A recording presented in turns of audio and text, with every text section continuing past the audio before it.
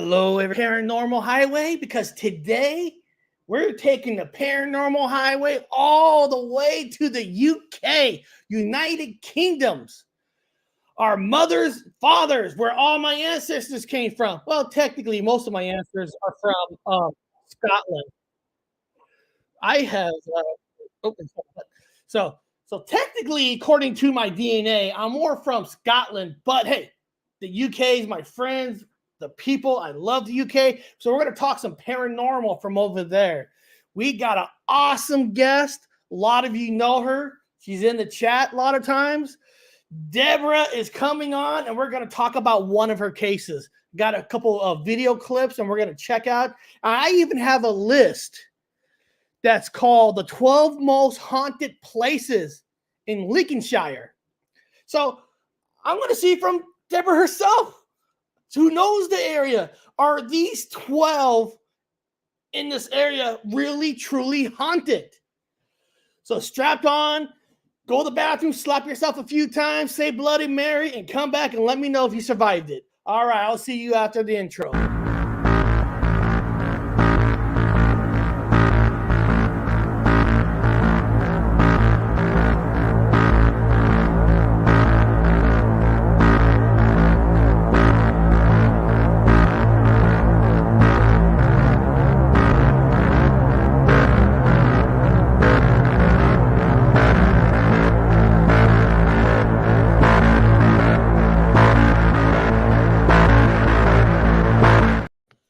All right, we got the UK and the US being represented right now.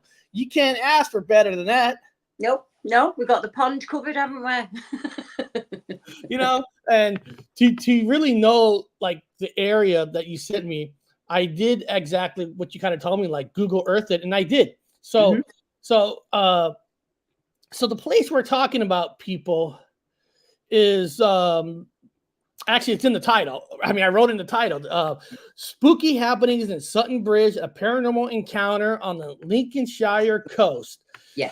So, people, when you look at this map, you see London, you see Birmingham, you see Manchester.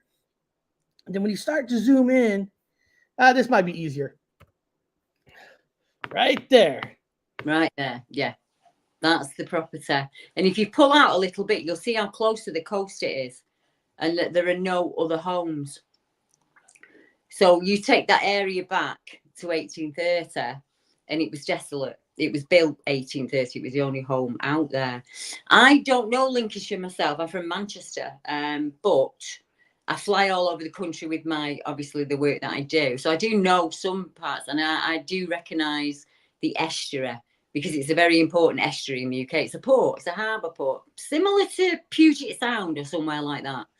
You know, so you've got hard-working people who work in the fisheries or work in the farms and the fields, and just ordinary folk like your ancestors would have been, Eric. You know, we're just ordinary folk from the UK.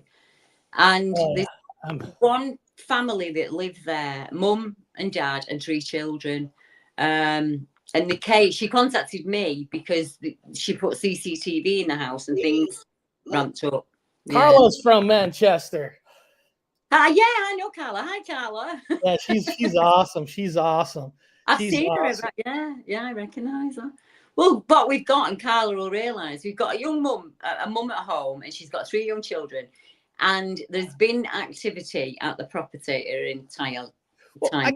I guess where we start with is like you said, you don't live in that town. So, I mean, what made you want to travel to the Sutton Bridge, the Lincolnshire coast, for an investigation? Was it like a friend who called you, a client? I mean, how do you know to go there in the first place? Well, I didn't actually have to go there. What happened was they got a team in. Oh, you got a team? Okay.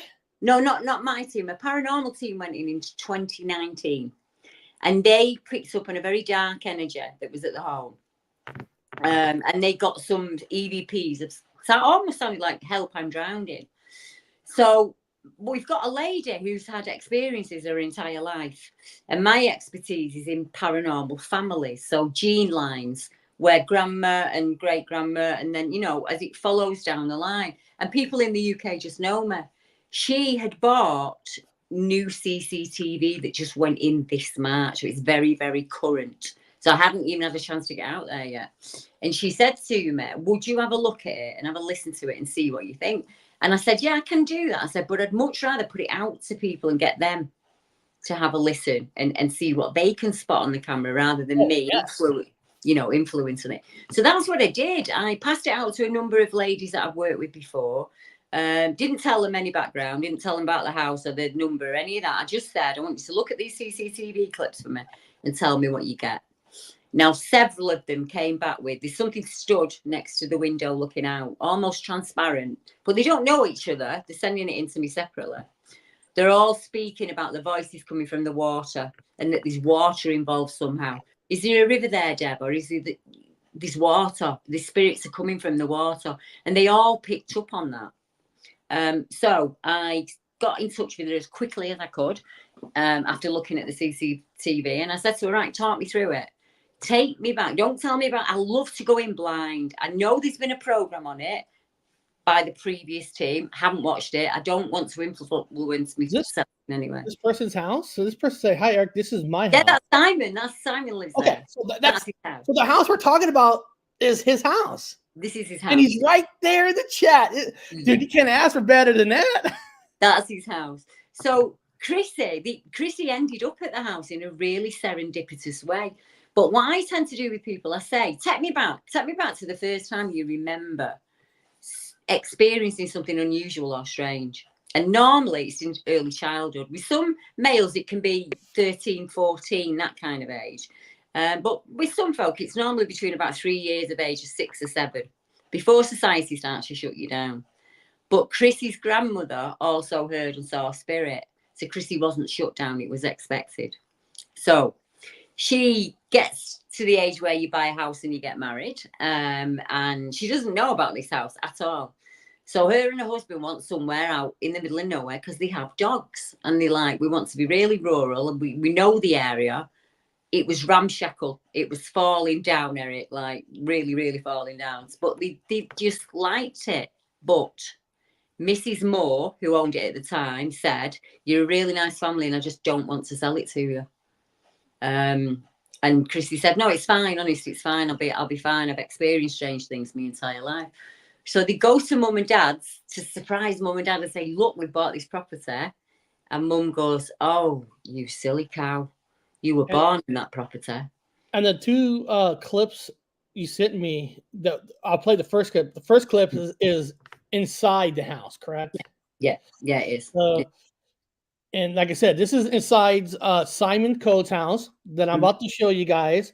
She Deborah shortened it down for me to the minute that it happened. So she actually did all the hard work for me, and I get this to show you guys the footage that she gave me. So, but first of all, people in the chat, you guys want to see the footage? I want to see it. But I know the people want it. Are they talking about pizza or something? I could swear I hear. Slice is the name. Oh, slice is the name. I thought they were talking about like a slice of pizza. Yeah, yeah. Okay. Yes.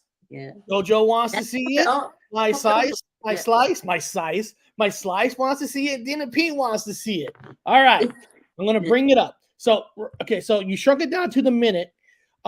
When I put it on, is it like right off the bat, or is it more in the middle of the minute? Like just put the on what I've shown you. What I've done there is I condensed a number of CCTV captures over days, just down to a very small clip for you. Now they will either see what I see or they won't, you know. But I would just play it for them.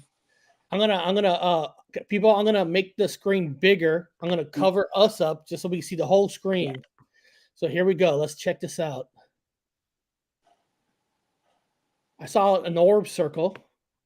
What you want to concentrate on is the hallway. You see the dark hallway? So to this side, we've got the kitchen in Chrissy's bedroom. And you see that you get a lot of orb activity in that hallway. But you got, not only do you get white orbs, you get these strange dark shapes, and they will start to appear in a moment. Can you see how it looks like somebody moved away from the bookcase and it suddenly got brighter? Yeah. Keep your eye. Whoa. I thought someone maybe took this video footage and made it brighter. It went brighter on its own.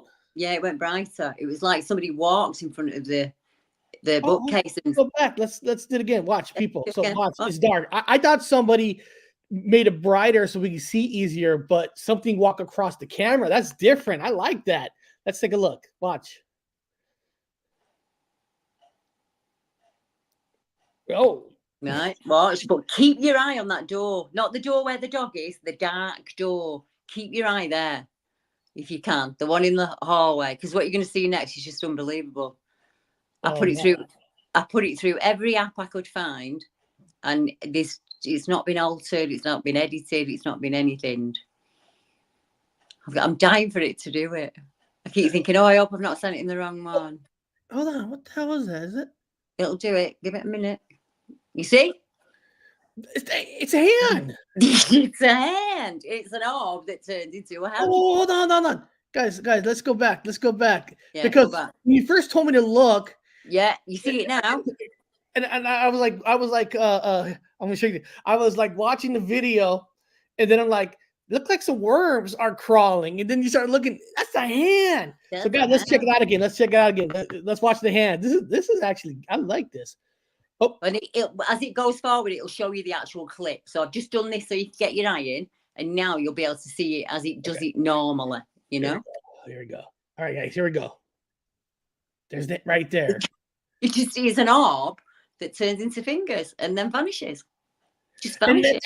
And see, that's what's interesting, because a skeptic is going to say somebody put the fingers down and they moved it, and you'll be able to see it move. Instead of just moving, like you said, it kind of like disappears. And Simon will tell you, there isn't really a possibility of getting a hand through there. So some people had said, well, maybe it was possibly fingerprints, and he said, well, I'd painted the door, but there's just nothing. It's clearly a hand that grabs the door. And if you listen to the story, it starts to make sense as to why. To me, that looked like a child's hand, like a small hand. I gotta play that part again, because that is look right there. Like there it is. You can see it. If anybody out there wants to see all of the footage, I'm more than happy to send it over to you. I just either get Jojo or debbiehatswell@gmail.com, and I'll send it across to you, and you can look at all of it. And then what will follow now is a lot of other orbs and dark shapes. You see that? I just saw the shade. I just saw that. You guys, you see that shade? Here, let's go back a few seconds. Right there. Okay, Here we go. You guys, just watch it. You're gonna see this shade. Here we go. 108.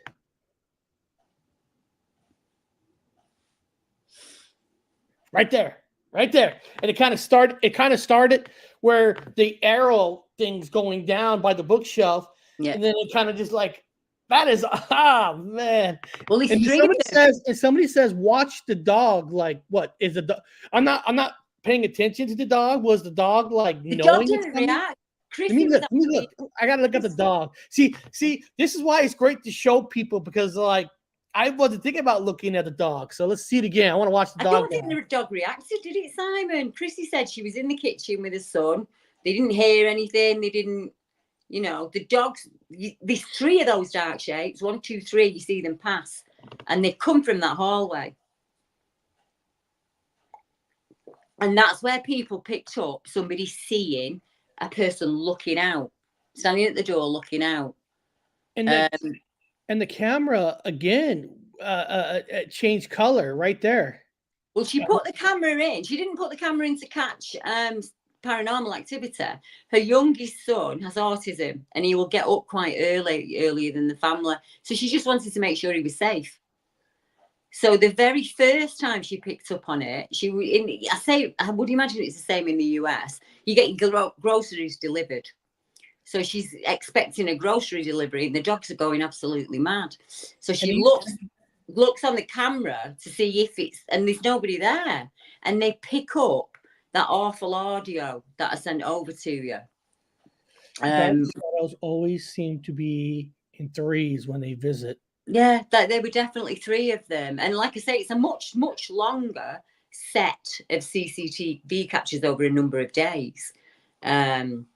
But the serendipity gets strange. It gets even more strange than that.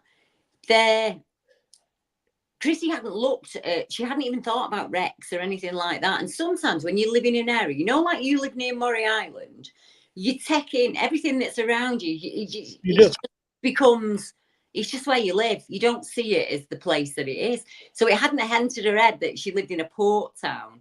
And maybe, as they do all over the world, some of the wood in that house has come from old wrecks. So we would normally use them as lintels or above doors. You see shiplap in houses in America, and that's wood that's come off the ships. Australia, where they first landed in Australia, it's quite natural to do that. That you would, if a wreck came up, you would use everything that was on the wreck, and then you would use every stick and piece of rope that was there. People didn't have the money in those days. And Simon always feels off when he goes upstairs into the attic. And Chrissy said the floorboards are original to the home. They very well could have come off a ship, I'm watching again because Grasshopper said, look at the dog's ears. Yeah. Do you want me to just keep talking while you're watching it? Oh, yeah. No, he told me, look at the dog's ears. So I think the dog maybe does pick. What we've got is I started to look. So I was like, right, don't tell me anything. I'm going to go and do my thing and I'll come back with you with some information. There is a dark thing there, and it is definitely as old as time, and it's something to do with that garage. I need to ask, actually, I didn't ask Chrissy while Simon's on. Do you know the door that you finally went into it looks like an old smokehouse? Is that near the garage or in a different part of the property? And I simply ask because I think maybe that's where some of the negativity is coming from.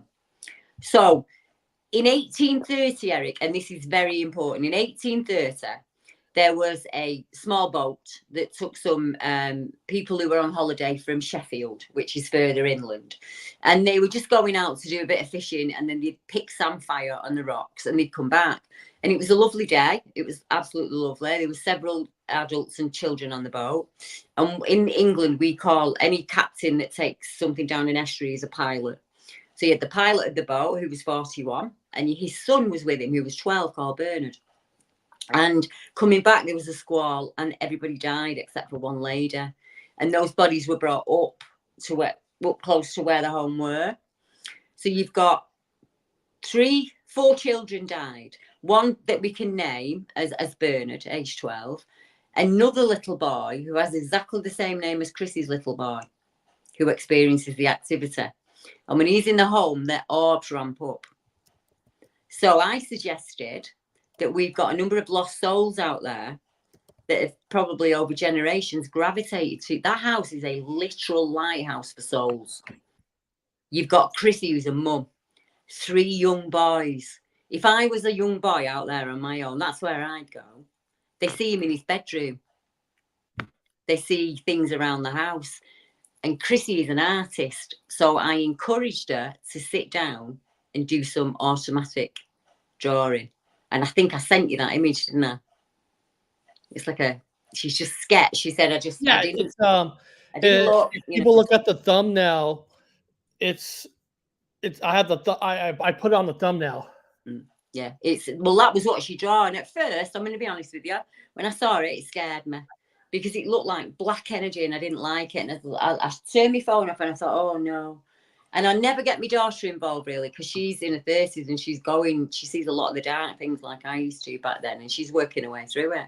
But I just said, Jodie, will you look at this and tell me what you see? It's really frightening me. And she looked at it and she went, why are you frightened? It's a young boy. And I said, well, that's not what I saw.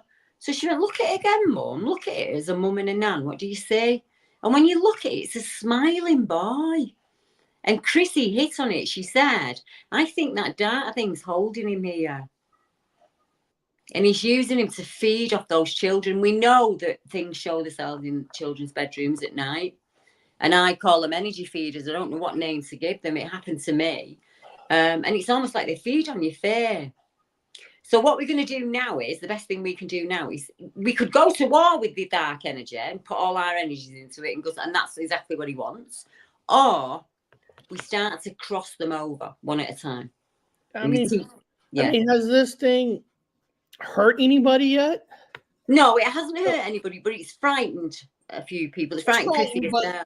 Yeah. But you know, usually when I hear the word like "go to war," you think of a entity like scratching and stuff. You know, so it's not scratching, so it probably is maybe be easier like you said, to cross it over because it's not being harmful. It can scare the crap out of you. Yeah, and if we put the satanic panic on it, it will get much more negative. Because as we feed it, it will just get stronger and stronger. So what I need to do, Chrissy's already doing it intuitively. We both came to the same agreement. She went out to find the grave of the little boy and his dad. She found it and she put a little teddy bear there. And she had a conversation with them and explained to them that they can go home if they want to. They don't have to stay. But if he wants to stay and he's comfortable with being there, that's fine. So that's one spirit that we put back to their ancestors, go back to source. And then we work with the next shade. So the idea being it was Chrissy would feel like he's gone, then she will sit and she will sketch again. But she did what most people do, and me, when you first, I'm going to speak really straight here, Eric. When you're young and you have, that's the little teddy bear. So that's actually the grave. And next to it is the newspaper report of the shipwreck itself. So we know this is all factual, and this is just serendipity. That's the drawing that she did. Now that when I first looked at that, it was completely black. It just looked like somebody'd scribbled black all over the page. And it looks like a boy who's about 12 or 13. And I said to her, he's been recognised. You've recognised him. And that's the smile, you know. And she's not sat drawing like this, Eric. She's just let her hand do whatever it needs to do, you know. And so then, she's like more like feeling it, and it's like the hand is just there. And so I'm a great believer in me that people meet for a reason. So I don't need to go into the home and do a paranormal, you know. I don't need to send investigators in. I want it to be as normal for the boys as possible because they're our number one priority. And as long as those boys are happy and Chrissy and Simon are comfortable, I think we should keep the status quo and just let her do intuitively what she would do. I don't think a good idea would be sending a team in now. I think that would ramp things up, and we don't need to do that. Sometimes you need permission to do what you're good at. You're really, really good with UFOs and UFO victims and listening to them. You know, so I would be a fool to put another man with someone who'd had an abduction. I'd be like, right, I need to get him with Eric, and Eric will do what Eric does, and he will get the story from him. So I believe, Eric, that each person has a unique skill set. I really do. I think each and every one of us humans has a unique skill set, and I think society takes it away from us as we're growing up. So, you know, and then I think it affects yourself. So you're not the person you're supposed to be. You're forever pushing this thing down. That's what I did. And it was only when I thought, no, these things are happening around me and there's nothing I can do. It just kept getting really negative because I was scared. I was frightened. What I want to ask Simon, since Simon's in the chat, like we all know animals sense it. Like somebody said, look at the dog's ears. Simon, has there ever been a time where the dog was just so scared it would not go into a room, would not go into an area of the house? I'm curious because I believe, and I know you believe that animals can sense evil. I mean, here, I just want to go to, again, a lot of people know this story about a place that's supposed to be a portal. And my dog, but now my dog's barking. Why is that? Stop. And then, you know, and when I walk near this supposedly portal, she won't go there. Like it's like, look, there I am. Yeah. Go to the devil's hand. Because you think about it, a dog doesn't reason. So a dog doesn't go, is that a squirrel? Is that a dog feels it, accepts it, and acts accordingly. And that's what us human beings would have done back in the day. Before we had speech, before we had language, that gut instinct that the dog has was in us. So we didn't think, we were gone, you know, safety. One thing I didn't pick up on, and I should have done, when you asked me if it was evil, Chrissy's first husband was a beautiful man. who moved into that property and became a brute. And when he moved out, he became a beautiful man again. Her second partner had the same situation. It doesn't seem to like grown men in the home. And it is particularly not very nice to Simon. So I think there's some kind of connection there with Chrissy where it's almost saying, no, she's mine. You know, why, Eric? Why she's been a baby in the house. She's moved away. She doesn't know anything about it. And she's come back to that home. And as soon as she moved in, she started seeing the dark shapes. And you'd hear banging on the door, or the dogs would bark continuously at night. Her first husband worked nights, so she was in there on her own, pregnant with her first child. And a lot of activity was going on around her.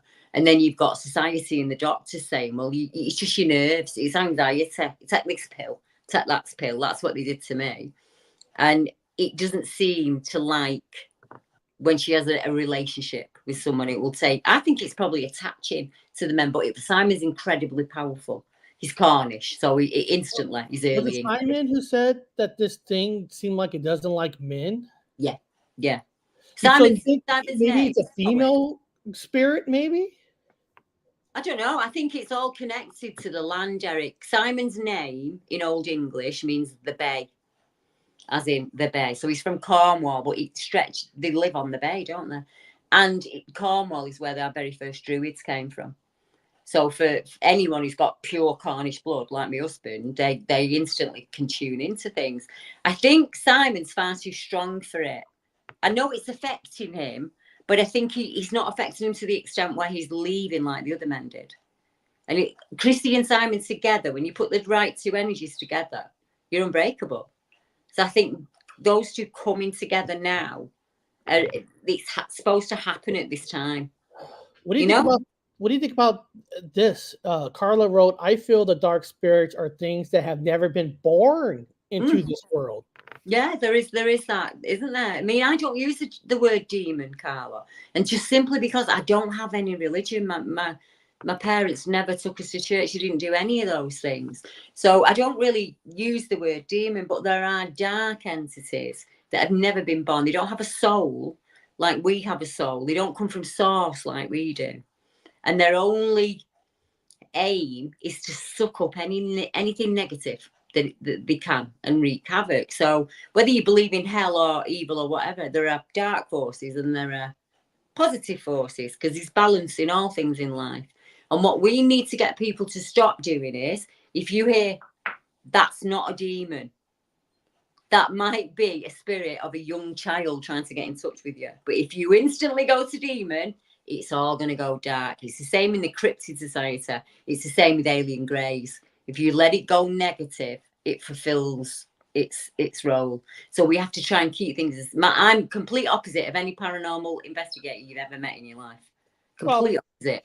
I mean, I agree. I mean, darkness, demons, every culture has a different name for it. It doesn't necessarily mean hell, but when people want to say demons, it basically, to most people I know, it means it wasn't born on Earth. Yeah. It's there.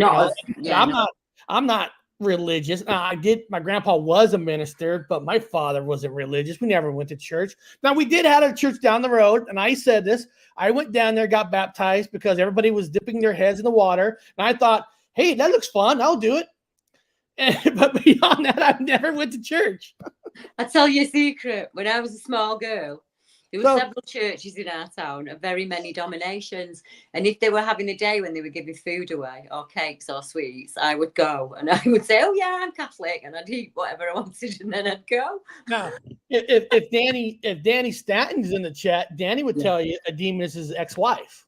That's what Danny would say. But now I do got another footage from you. And it looks like it's outside, but the same house, right? But now it's this the one audio you want on this. Don't bother about the video. What you're going to see is a lot of flies and orbs. It's the audio we want to concentrate on.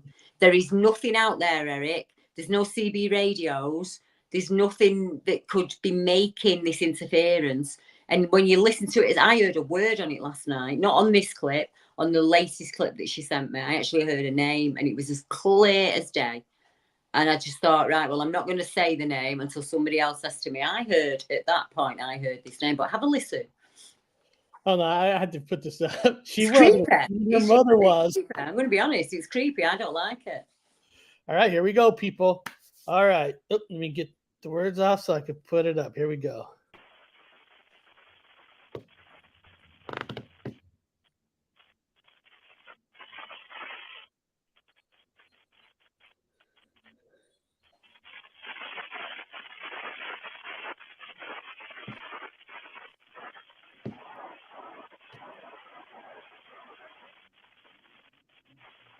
That's horrible.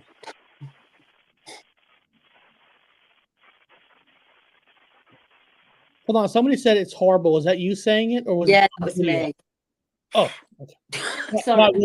Was there something just said? I just don't like it. I don't like it.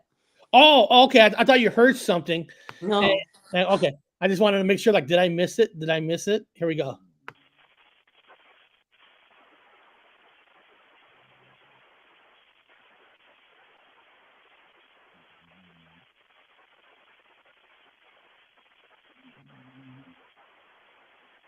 I do hear my dog snoring. I'm gonna do it in I think I've sent you the wrong clip. Play and see what happens.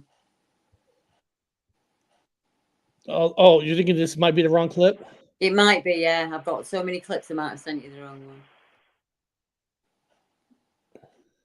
But basically what you get is that garbled, sounds like somebody's underwater talking.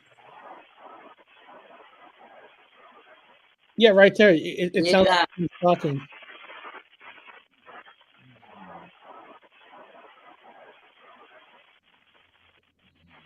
I mean, yeah, you hear like the snow kind of fluctuating in the sound. It's just strange. There's nothing out there though that it could be. Volume needs turning up. I don't know if I could turn up the volume for you guys. Now, what you guys could do is take this video here and when the show's done, go back to it and play extra loud. But I don't think I could get it louder for you guys. No,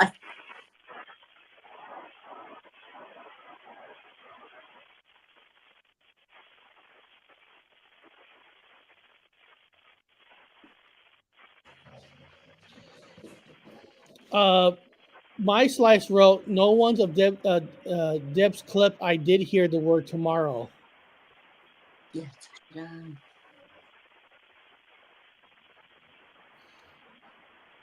And you're thinking that I've not given you the right clip. I've given you the clip that I've not got. I've got it so many times on my phone. I need to sit down and just put all the clips together, and then anyone who wants to do some analysis on it, let them do it. Calm down. God, we got this dog. They got this dog riled up. It sounds like. Do you not think it? I mean, I don't want to put words in anyone's mouth, but to me, it sounds like garbled speech of some kind. You know. And obviously, I'm hearing it on. I've got it on headphones, and I'm having a really good listen because I'm taking timestamps of what I'm hearing. So I think the best thing I can do is put it all together in one clip and just put it out on YouTube. And then anybody who wants to listen to it and give me some timestamps will include that, and I can always come back on, and we'll go over them and see who got the same. You know what I mean? If people got the same. Oh yeah, no, I like if I have a recording of some kind of audio. I sent it to my guy Hobbs, who's also in the UK. He's a bass player in the UK. Right. He's a musician, so he has the equipment that he can actually like zoom in. Yeah.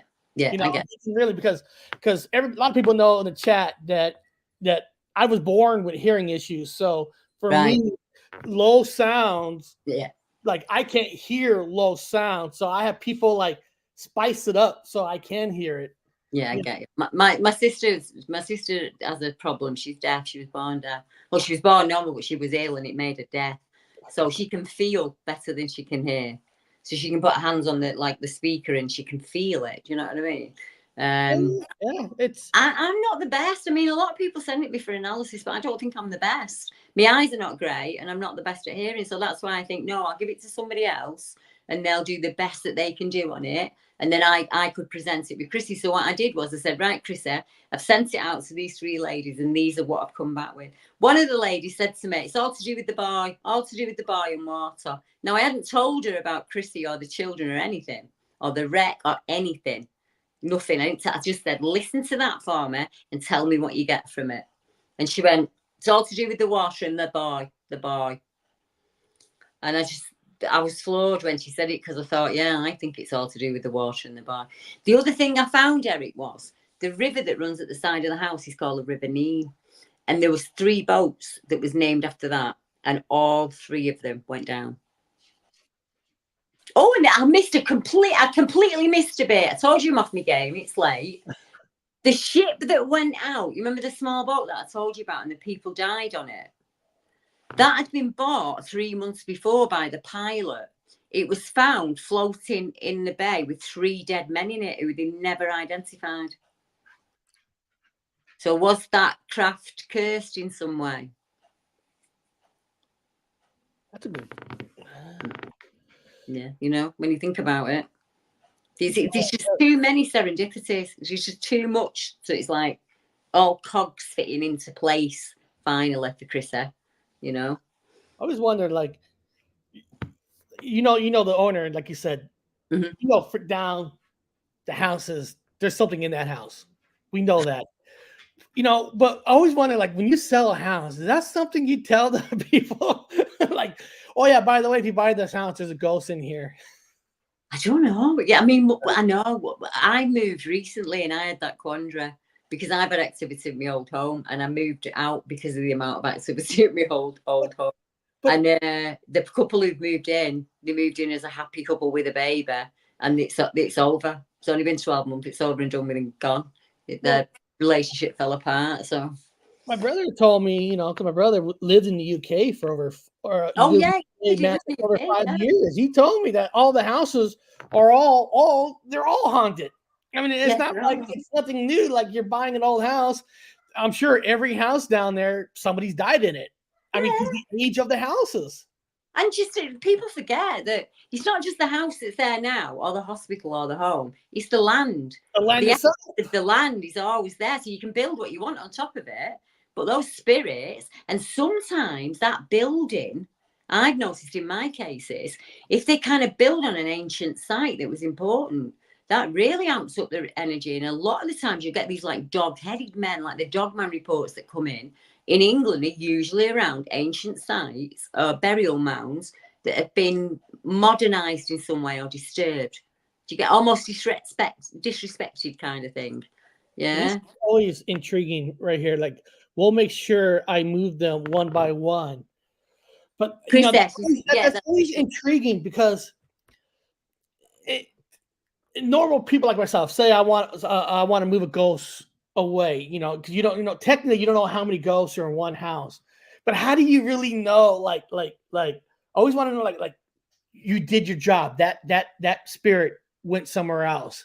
Like, how do you really know? You know what I mean? Like, you feel it. You feel it. It's like But you think maybe it's also people who feel it might have a connection to that house and that ghost? Because I know a lot of people who went into bought houses, they're living houses that were known haunted, but nothing ever happened to them.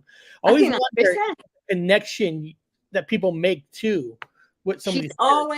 She has always said that she's like the gatekeeper out of Ghostbusters. That's how she feels being at the house. So is that her gift too? Like a gift to help sense the ghost and like. I do. I think it is. You can run from it because I ran from it for many, many years, and it's not going to go away. You know, you might as well just accept that you can do these things. I was called a willful child, a naughty child, this, that, and the other. And I saw things in my room that terrified me. I wasn't being naughty. I was a frightened child. So my main aim, Eric, is I want to normalise these conversations. Chrissy and Simon have done exactly what my parents did not do. They said, we don't know why this is happening, but we know that it is, and we believe you. And that's all a child needs sometimes, not to feel ostracized. Because nobody really knows why there's a spirit in that house. I mean, unless you're a ghost whisper. I mean, we don't know. You know what I mean? You've got to go on intuition. You've got to go on your intuition and what you get, and learning to trust it is the key. Really is the key. Well, we learned that, not all people have to die in a house. Sometimes spirits follow a person, from another place, maybe where it died. You hear stories all the time, but you go to a graveyard, you brought it back. You know, like a piece of furniture that you brought into the Bob house. and I started. We always knew there was supposed to be a devil portal, but I'm talking about we were really playing with it, like going there and all that. And then I get like all these weird things happening, like all these. I'm not saying I got skin cancer from it, but just connected, things are just like going negative, like all of suddenly, and it makes you think like, did I drag? You still have the doubt. You still have the doubt, so you're not doing yourself any favors. So something strange will happen around you, and you don't just accept it. You have to talk it away. So if a book fell off the bookshelf, you would try 17 times to debunk that and work out how it done it. And we do that. You do that, but eventually, so much strange stuff happens around you that you just get used to it. I just get used to it. I don't even know I don't know anything different. I've never lived a different life. This is the only life I've ever had. So for me, accepting this is what I was meant to be. We're all meant to be here for something, aren't we? We are. We're meant to be here. And for me, I'm hoping that I'm meant to be here just to give people the tools that they need, like just to move forward, to say, right, instead of getting stuck on this bit, I don't see the demonic thing, the dark thing as being the main priority. The children are the main priority, and how happy are the children? Now, he was telling me that he has a thing. He says, I have a video that nobody has of a ghost that comes up to the cam and full face floats by. And then he said he could send it to me. Yeah. Paranormal Highway 13 at gmail.com. I'd love to see it. You'd be amazed. When I first started, I was 15 when I first got into the business. I thought that I was the only person in the world. But now I realise that we're not the minority that people think. Everyone you speak to has had a strange experience of some kind or another.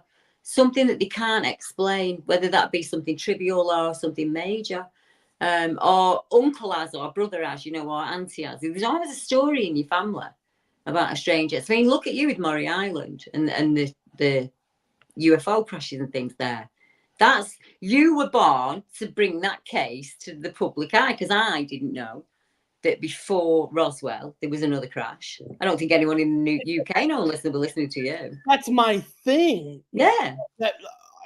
People will go, oh, so it's a copycat of Roswell? No. This happened 2 weeks prior. It has Men in Black. It had a first American T-bomber that crashed. A military plane that never crashed on American soil.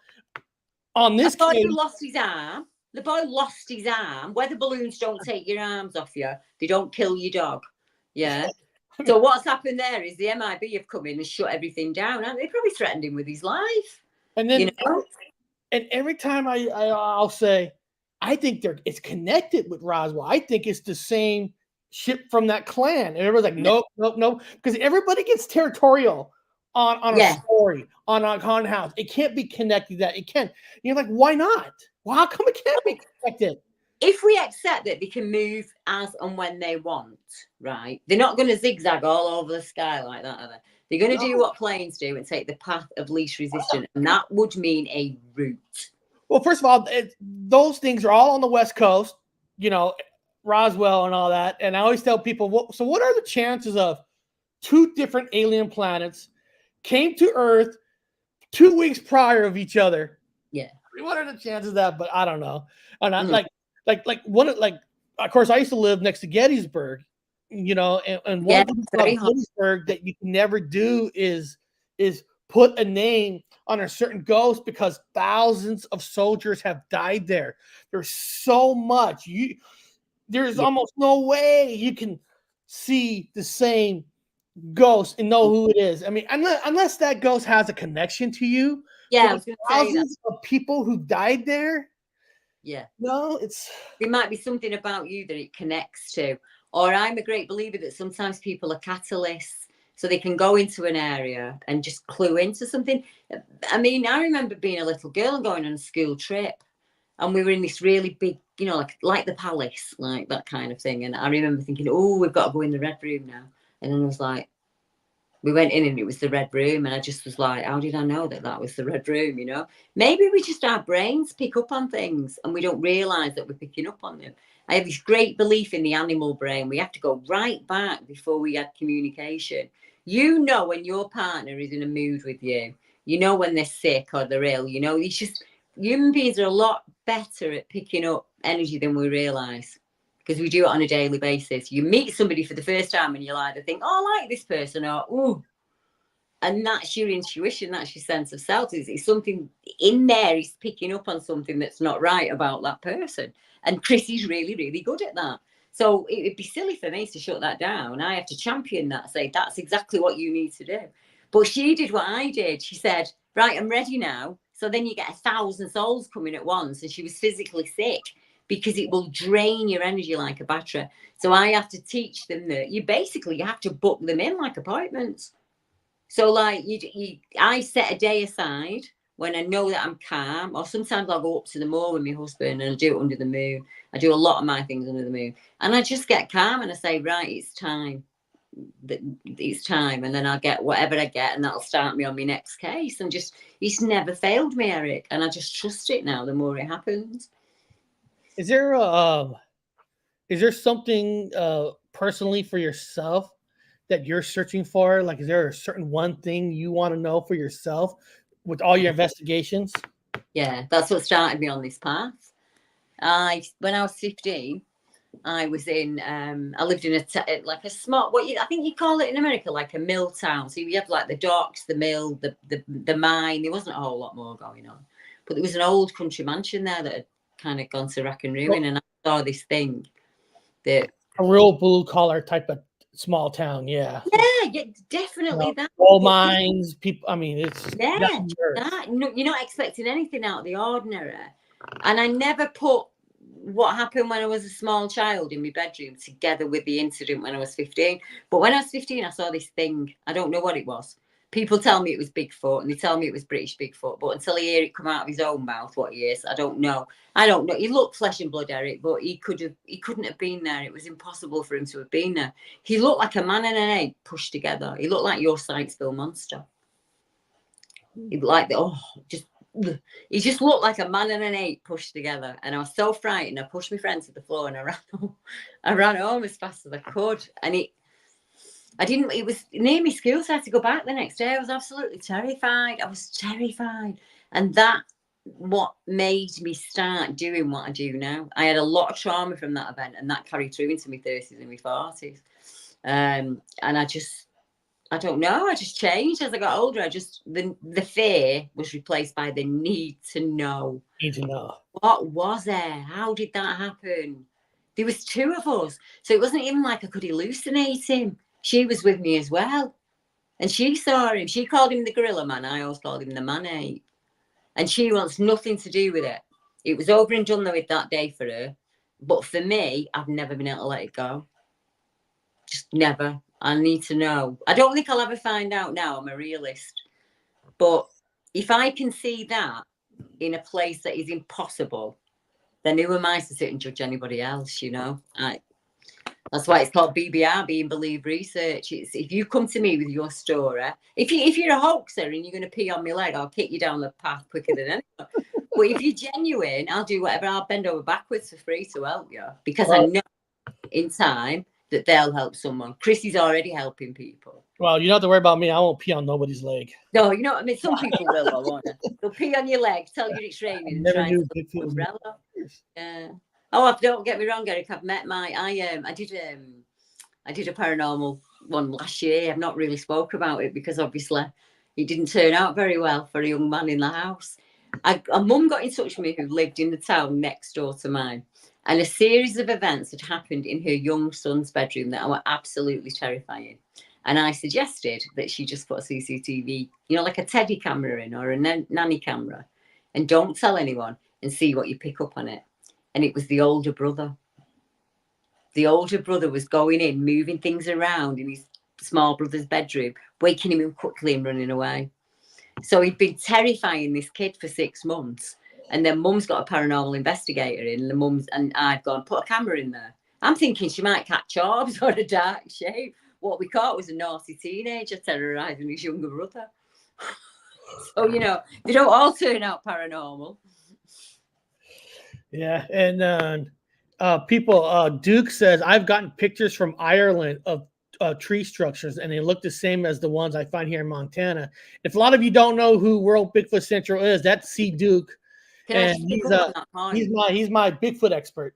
Let me pick up on that point. You know, Ju, in 3 areas now I've found, all around the northeast, around one central, the lock there are several areas where we get those huge upturned trees. So like they're planted in, the roots are above, there's no sign of ground machinery, there's no ATVs going in, there's no signs of chains on them. It literally looks like something's picked these massive oaks up and turn them upside down. And the Irish call it the fairyland. You don't go into there, that's the fairyland. It should be respected and you leave it alone. You know, the Scots once, who were setting up a salmon farm, and because there was a fairy rock there, they had to veto the whole thing. Celts, English, Scottish, Irish, and we hold on to our past. You know, we can trace our past back to the very first where Albina came with her daughters. But yeah, there's a lot of places in Ireland. People don't really pick up on the Bigfoot reports in there, and there are a number of them.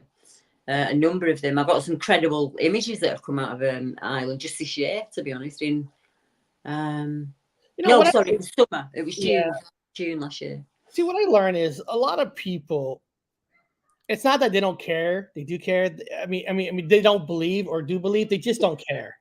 Like, so what if Bigfoot's real? You know what I mean? There's people. There's so many people like that. You know? Yeah, I would say I'm like Duke. I'd say I was obsessed. I eat, drink, and think Bigfoot. I am trying to work out how I saw what looked like a relic hominid, but not in the Ush and not in, you know, Washington State or the Olympic Project or Mayaka. There's no way I could have seen that. It's physically impossible. But he was as flesh and blood as you and I are. He had human teeth, no canines, nothing like that, normal mouth, flat nose.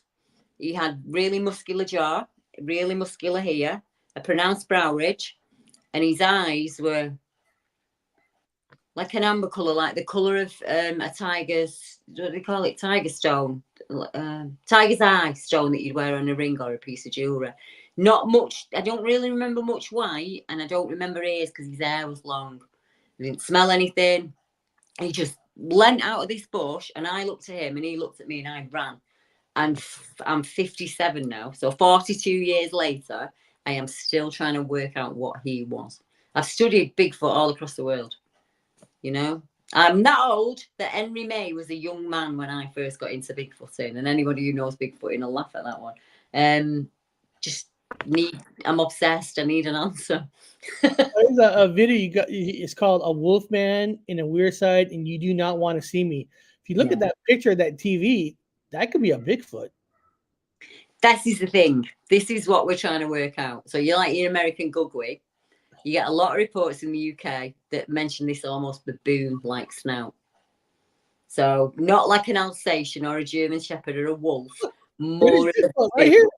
You got something right here called the British Bigfoot photographed. Yeah, that's the one in Ireland. I mean, that's what I do, Eric. I get my cases and I put them onto YouTube and I podcast them. That was taken in Kent, Upnil Castle. It's on military defence land.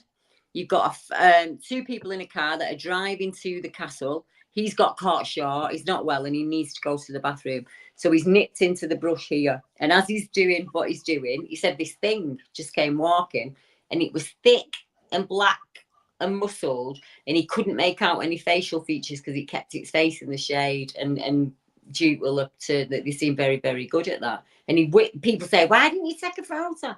So he whipped out his phone and he took a photograph, but that wasn't good enough for him either. They wanted him to run after it and catch it. I mean, let's be honest, right? You're a normal sized man. You're in a field, your pants are down around your ankles, and this 8 foot tall, thickly muscled, ape looking thing comes walking out of the bushes. You're not going to chase after it, are you? You're just not. It's ridiculous to even think that he would do that. But he got a photo and it's still not enough for people. Well, you know, as kids, you know, we ran after one. You did you? Did you run after one? Yeah, everybody knows that story. No, I don't know that story. You know, You never told that story. I even just recently retold that story. Let me see if I can find it. Jojo will have been talking. I'll have been not been able to listen because Jojo will have been talking. She's good at that.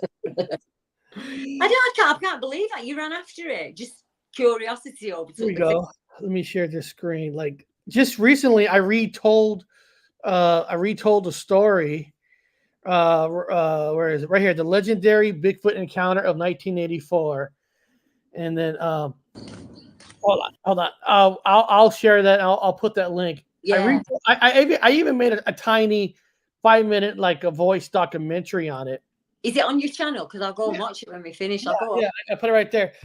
You know, but the thing is, I told people it was a little bit different for us because we only got a few minutes left. Just because, like I said, when we grew up, my family are hunters. Yeah. We like live in the mountains, and we were always taught as kids to respect the mountains, respect the animals, and respect Bigfoot. I mean, they were talking like Bigfoot like a regular bear. And I told people to this day that I didn't know when I went to school and talked about our sighting that people were saying Bigfoot doesn't exist. And I was shocked. What do you mean Bigfoot doesn't exist? Because we were taught by our family it was. See, we didn't have internet in the 80s. There was no internet. There was no, nobody had 24 hours news television yet. I mean, I don't mean to interrupt, but how does England in the 12th century have the same story of a hairy upright being that lives in the woods as they do in the Metis Indians in Canada before global communication? How do we all have this story?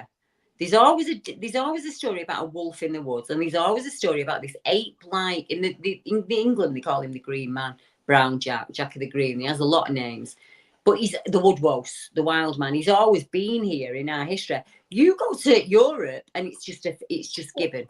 If you go to Siberia, they are just the wild people. They don't. To them, they just think we're silly. Even. You know why Gabert said, don't you? And they just say, what, why? They just is that Danny? Let me have a minute. Well, Danny knows the story. He knows that I had a fork in my hand when everybody else and all that. Again, that's pretty brave. That's pretty brave, that Eric.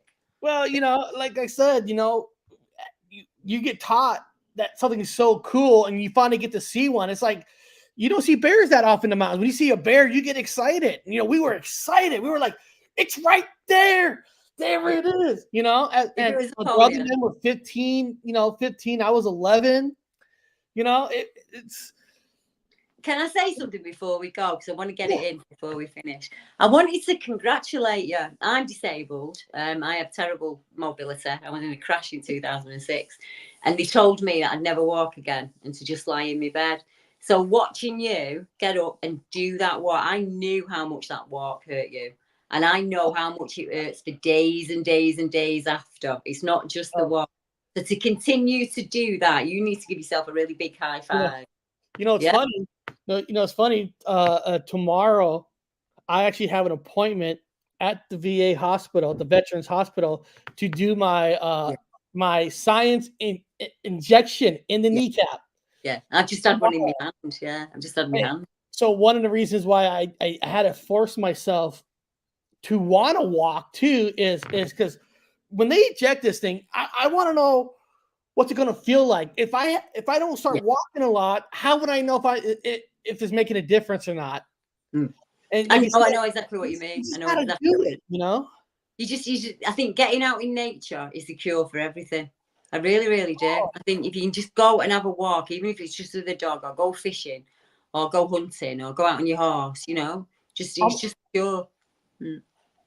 No, you're right. Almost every single day now, in the morning, I've been doing live shows on TikTok because I dropped my son off at his college, and then I go talk about whatever and then pick him up. But now I've been dropping it on YouTube. You should. What I do, and that's the story I retold, the Bigfoot story today.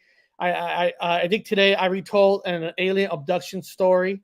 Oh, I'll go and have a listen. I'll go and have a look. I'm putting that one out. I'm putting that one out tomorrow since I'm going to be getting my ejection. Yeah. I just had my hand done, and I've got to be honest, I'm really pleased I had it done. The idea of what they were going to do, I didn't feel a thing. And I slept for the first time in a long time because I didn't have any pain that night. I was just take it slow, one step at a time. You'll get there.